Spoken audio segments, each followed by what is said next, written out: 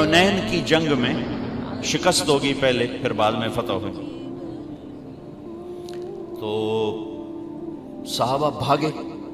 ایک صحابی کا بھاگتے بھاگتے اللہ کے نبی پر پاؤں آ گیا. بھاگ رہے تھے، اللہ کے نبی کے ہاتھ میں ایک چھڑی تھی چھوٹی سی، تو آپ نے اس کو ایسے چھڑی ماری. اوجعتنی، ارے تو نے مجھے تکلیف پہنچائی. ٹھیک.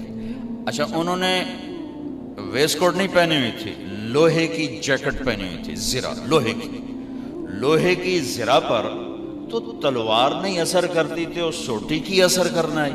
ٹھیک.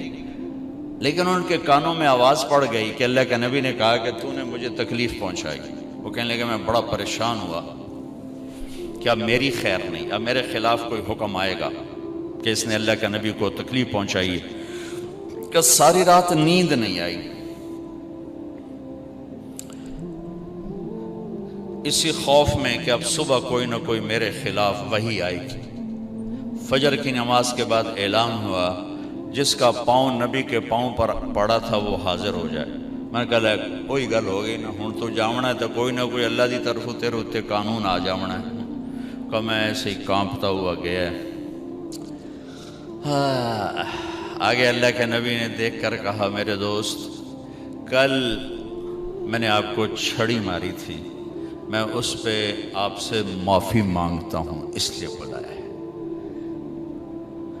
اور یہ 60 اونٹنیاں آپ کو تحفہ دیتا ہوں اس چھڑی کے بدلے میں. اب تو آپ نے معاف کر دیا ہوگا. یہ میرے نبی کے اخلاق. اور 18 برس قتل کے منصوبے بنانے والے سامنے کھڑے ہیں، اور آپ نے ایک بول سے کہا جاؤ معاف کیا.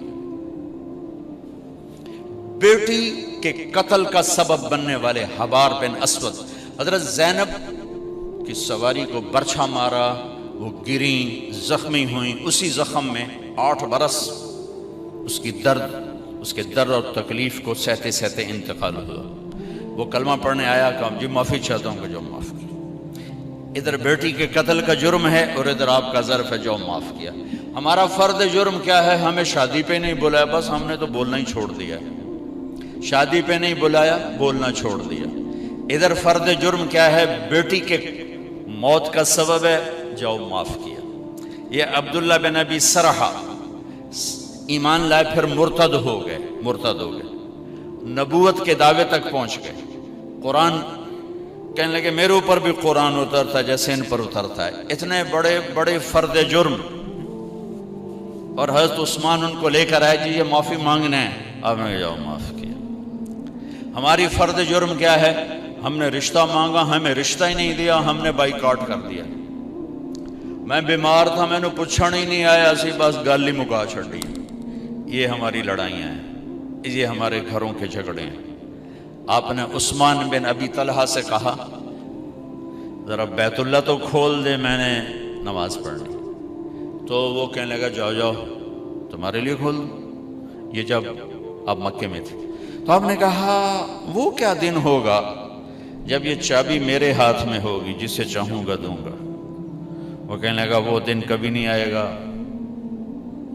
مکہ فتح ہو گیا تو عثمان بن ابی طلحہ بھاگ گئے. کہ بھائی آج میری خیر کوئی نہیں. تو آپ نے حضرت علی سے فرمایا جاؤ اسے پکڑ کے لاؤ. حضرت علی رضی اللہ تعالیٰ عنہ پکڑ کے لائے، چابی بھی اور وہ بھی، اور ایسے کھڑے ہوئے. چابی آپ نے ایسے لمبی چابی میں نے دیکھی ہوئی، لمبی چابی. تو حضرت عباس پاس کھڑے تھے. کہنے لگے یا رسول اللہ، ہمارے خاندان میں پانی پلانا بھی ہے اور حاجیوں کو کھانا کھلانا بھی ہے. چابی بھی ہمیں دے دیں تو سارے حج کی عزت بنو ہاشم کے پاس آ جائے گی، یعنی آل رسول کے پاس آ جائے گی، اہل البیت کے پاس. اب یہ کوئی دنیاوی منصب نہیں تھا، دینی منصب تھا، خدمت کا تھا. تو ایک اچھی چیز تھی میرے خاندان میں آ جائے. ٹھیک ہے. اور کہنے والے چچا ہیں، اور آگے سامنے وہ کھڑا ہے جس نے بےعزت کیا تھا. یا رسول اللہ یہ چابی ہمیں دے دے، ہمارے خاندان میں سقایا بھی ہو گیا، حجابہ بھی ہو گیا، چابی بھی ہو گئی تو ہمیں دے دیں. تو آپ نے حضرت عباس کی نہیں سنی، عثمان یوں کھڑے. آپ نے کہا عثمان، وہ ساری نہیں اٹھا رہا شرم کی وجہ سے. عثمان تو نے ایسے دیکھا شرمندگی سے. آپ نے کہا یہ کیا ہے؟ یہ وہی چابی ہے جو میں نے تمہیں کہا تھا وہ کیا دن ہوگا جس دن یہ چابی میرے ہاتھ میں ہوگی. خذ ہو خالدن طالد، تو نے تو میرے لیے دروازہ نہیں کھولا تھا، میں یہ چابی تیرے ہاتھ میں دے رہا ہوں، قیامت تک تیری اولاد میں رہے گی، باہر نہیں نکلے. ہائے ہائے ہائے، واہ یا رسول اللہ. اور آپ مکے کا کفر دیکھیں، مکے کا کفر، آخری نبی سے ٹکر لی، اتنا بڑا کفر تھا، آخری نبی سے ٹکر لی. معجزے دیکھے، یوں اشارہ کیا، چاند کے 2 ٹکڑے ہو گئے. کہنے لگے چاند پہ جادو کر دیا. نہیں، کلمہ پڑھا. آپ نے ایک بکری کی دستی پکائی، ایک بکری کی دستی کتنی ہوگی؟ 2 کلو. 40 آدمیوں نے کھانا کھایا اور ایک بوٹی کم نہیں ہوئی. اسی طرح ہانڈی بھری ہوئی، سالن اسی طرح، اور 40 آدمی کھانا کھا گئے. 3 دن مسلسل آپ نے ایسا کر کے دکھایا. کہنے لگے کھانے پہ جادو کر دیا. قدم قدم پہ معجزے دیکھے، انکار انکار انکار. بدر میں فرشتوں کو اترتے دیکھا، انکار. خندق میں ہوا نے ان کے خیمے اکھاڑ دی، انکار. 10,000 کا لشکر مکے میں داخل ہوا، انکار. جو سب سے زیادہ دشمنی میں آگے تھے ابو سفیان رضی اللہ تعالیٰ عنہ، جو بعد میں کلمہ پڑھا. ٹھیک، اب انسانی فطرت کا تقاضا یہ ہے کہ آپ مکے میں داخل ہوتے ہی فرماتے ابو سفیان کی گردن اڑا دی جائے. لیکن آپ نے مکے میں داخل ہونے سے پہلے اعلان فرمایا کہ جو ابو سفیان کے گھر میں پناہ لے گا اسے کچھ نہیں کہا جائے گا، جو اپنے گھر میں پناہ لے گا اسے کچھ نہیں کہا جائے گا، جو بیت اللہ میں پناہ لے گا اسے کچھ نہیں کہا جائے گا. وہ قتل کے منصوبے بناتے رہے اور یہ یوں عزت دیتے رہے. یہ میرے نبی کی خوبصورت زندگی ہے. اب سوئے ہوئے ہیں، ایک بدو نے آپ کی تلوار اٹھائی اور یہاں ماری. آپ اٹھ کے بیٹھ گئے تو اس کے ہاتھ میں تلوار یوں سیدھی کی. من یمنعک منی، کون بچائے گا؟ تو آپ مسکرائے. آپ نے کہا اللہ، تو اس کا ہاتھ کانپا، تلوار گر گئی. تو آپ نے یوں تلوار اٹھا گئی، یوں سیدھی کی. تجھے کون بچائے گا؟ کہنے لگا میں تو ہی بچاؤں. تو آپ نے کہا کلمہ پڑھتے ہو؟ کہنے لگا نہیں پڑھتا. کہا جاؤ معاف کی.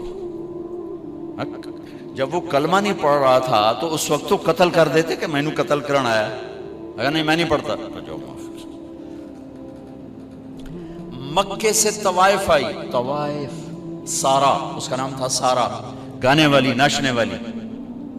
اور آگے مدینے پہنچ گئی. کہنے لگی فاکو مر گئی ہوں میری مدد کر.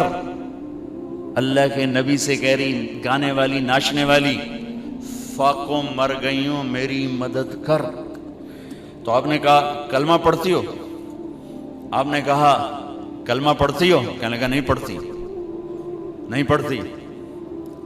کفر، ناچنے والی، گانے والی. ٹھیک ہے، کلمہ پڑھتی ہو؟ کہا نہیں پڑھتی. تو آپ کہتے ہیں نو کنو پھاتے باہر کر دو. نہیں.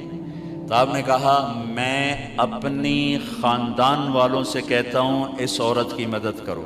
اپنے خاندان، اپنے خاندان، میں اپنے خاندان سے کہتا ہوں اس عورت کو بھر دو. یہ اپنا خاندان کیوں کہا؟ سب صحابہ سے کیوں نہیں کہا کہ کسی کے جی میں یہ نہ آئے کہ طوائف کی مدد کر رہے ہیں؟ لہذا اپنے خاندان سے کہا میرے گھر والے اس کی مدد کرو، اور اس کو بھر کے بھیجا. یہ میرے نبی کے اخلاق ہیں. آپ کھانا کھا رہے ہیں، ایک مدینے کی طوائف گزری. اس نے نا آپ کا مذاق اڑانا چاہا، کہا بڑا نبی بنتا ہے کسی کو کھانے کا ہی نہیں پوچھتا. تو آپ نے کہا آ جا. حالانکہ آپ کہتے ہیں انہوں 2 لتر مارو تو دفع کرو. یہ طوائف ہو کے کی گل کر رہی. واہ یا رسول اللہ. ہمارے معاشرے میں नाराज़गी को ऐसे पाला जाता है जैसे माँ बच्चे को पालती है। हम अपने गुस्से को, हम अपनी नाराज़गी को ऐसे पालते हैं जैसे माँ बच्चे को पालती है। बीवी को रोकते हैं, उदे नहीं जाना, बच्चों को रोकते हैं, उदे नहीं जाना। बीवी कहती हुण तुसी उदे नहीं जाना, मैं लड़ के आ गई हाँ। और हमारी बड़ी छोटी छोटी लड़ाइयाँ हैं, बड़ी छोटी छोटी लड़ाइयाँ, बहुत मामूली मामूली। हमारा फर्द जुर्म क्या है? हमें शादी पे नहीं बुलाया, बस हमने तो बोलना ही छोड़ दिया। शादी पे नहीं बुलाया, बोलना छोड़ दिया। हमारी फर्द जुर्म क्या है? हमने रिश्ता मांगा, हमें रिश्ता ही नहीं दिया, हमने बाइकआउट कर दिया। मैं बीमार था, मैंने पूछण ही नहीं आया, असी बस गल ही मुका छड़ी।